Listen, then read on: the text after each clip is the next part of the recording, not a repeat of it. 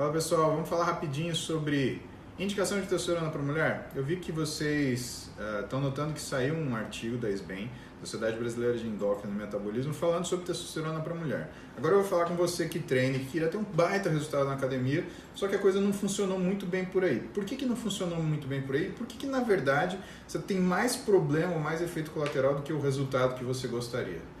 Vamos falar a verdade, modificação do rosto, aumento de cartilagem, queda de cabelo, ganho de massa muscular no tronco, perda de massa muscular no membro inferior. Vamos ver isso aqui? Olha só. Nós dividimos os hormônios em hormônios androgênicos e hormônios estrogênicos, tá? Então eu não gosto de falar hormônio feminino e hormônio masculino, porque não existe isso. Os hormônios são hormônios e homens e mulheres partilham dos mesmos hormônios. Olha o que é legal. Estrógeno vem do grego oistros, quer dizer desejo. Então, estrogênio é gerador de desejo. Logo, os hormônios estrogênicos são os hormônios que fazem os caracteres sexuais secundários femininos. E os androgênios? Os androgênios, os relacionados ao masculino. Então, vamos lá na testosterona. O que acontece quando a mulher usa testosterona a primeira vez? Tá? Essa testosterona ela atinge vários tecidos do corpo, mas o que a gente tem que prestar atenção é a ação dela no ovário.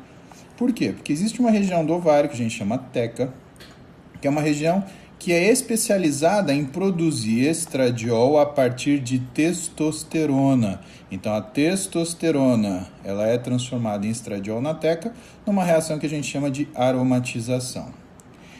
E existe duas situações possíveis disso. Você tem uma situação onde a testosterona fica maior do que o estradiol e você tem uma condição onde a testosterona fica menor que o estradiol.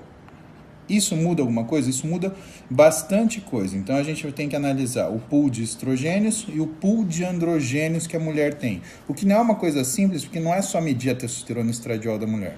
Você tem que acabar avaliando todos os hormônios para ver que nível de comprometimento que isso atingiu. Mas vamos falar de uma situação que é bem comum quando o estradiol ele fica muito mais alto do que a testosterona por conta dessa reação. O que acontece, pessoal? O estradiol em qualquer nível, ele aumenta a glicemia, tá? Se vocês estão me seguindo, vocês sabem que glicemia é a quantidade de glicose que a gente tem no sangue. Se aumenta a glicose do sangue, o que vai aumentar? A insulina. Quando aumenta a insulina, pessoal, o excesso de insulina, ele vai fazer o quê? Ele vai fazer duas coisas muito importantes.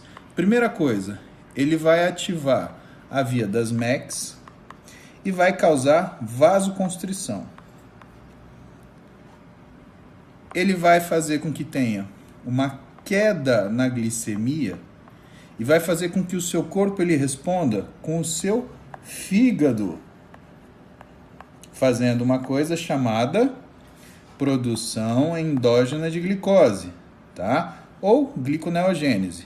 O que vai acontecer? Sua glicemia vai subir mais ainda.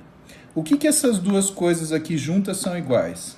São iguais a uma coisa chamada aumento da resistência periférica à insulina. E o que isso vai fazer? Com que o seu pâncreas, aquele órgão que parece uma tripinha que fica embaixo do estômago, ele produza mais insulina ainda, muito mais insulina, porque ele entende que o seu organismo está sob risco. E a insulina, pessoal, funciona como se fosse uma cogonadotrofina. Cogonadotrofina. O que isso quer dizer? Quer dizer que ela ativa o ovário, ela vai aumentar mais ainda a produção hormonal. Sabe o que vai acontecer? Vai aumentar mais ainda o estradiol, que vai aumentar mais ainda a glicemia, que vai aumentar mais ainda a insulina, que vai funcionar mais vasoconstrigindo e vai fazer com que você tenha mais produção de glicose endógena, que vai aumentar mais ainda a resistência periférica, que vai aumentar mais ainda a produção de insulina no modo perpétuo. Qual é o grande problema disso? Você estava lá achando que você ia emagrecer, certo? Então vamos desenhar aqui no meio o adipócito. Tá? E por que você achava que você ia emagrecer? De fato, a testosterona ela ativa um hormônio chamado lipase hormônio sensível que tira gordura do adipócito. Só que, entenda, o que está acontecendo aqui? Você está produzindo muito mais insulina do que testosterona. Então você vai ativar uma enzima chamada lipase lipoproteica, que vai fazer o quê? Vai jogar grandes quantidades de gordura para dentro do adipócito. É assim que o uso da testosterona faz com que você, em vez de emagrecer, você engorde. Dessa forma, lidar com qualquer hormônio como se fosse uma solução mágica para você perder gordura ou ganhar massa muscular, não é uma coisa tão fácil assim. Por isso que a gente fala para vocês, moderação, começa com treino e com a dieta, aposta no que funciona. Se você começar a se arriscar a utilizar isso sem critério nenhum e principalmente achar que existe sim uma resposta mágica para esse ganho, para essa perda, a grande chance é que você tenha um grande problema para consertar, além da sua vontade de modificar seu físico. Tá bom? Eu ensino essas coisas para vocês abrirem o olho. A gente não chega longe testando e fazendo erro versus acerto. A gente chega longe fazendo programação, tá? Então fique atento a isso, fique atento a outros fatores. Eu sempre vou falando alguma coisa para vocês conseguirem entender por que a gente tenta tanto falar sobre exercício de um jeito onde você tem a progressão de uma forma contínua e sustentação do seu ganho. Qualquer coisa diferente disso é só programa verão. Beijo para vocês e a gente se vê na próxima.